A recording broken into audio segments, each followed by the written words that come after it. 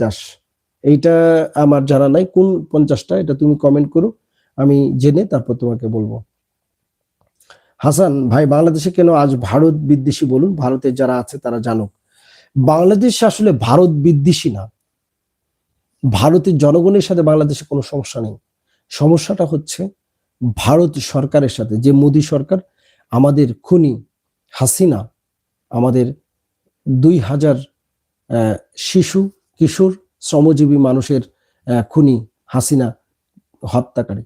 যারা তোমরা ওইখানে হিন্দুরা আছো এবং মুসলিমরা যারা আমাকে দেখতেছো, তাদেরকে বলি এই হাসিনা এই 24-এ রিয়া গুপ্তা নামে 3 বছরের একটি শিশুকে হত্যা করেছে, অসংখ্য 7 জন হিন্দুকে হত্যা করেছে সে।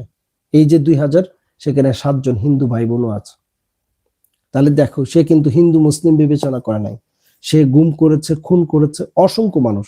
এবং সেইখানে এই ভারত আমার এই খুনি হাসিনা, কসাই কামাল এবং গুমের সাথে যারা যুক্ত, সেই 2500 খুনিকে তারা কিন্তু ভারত সেখানে জায়গা দিয়েছে।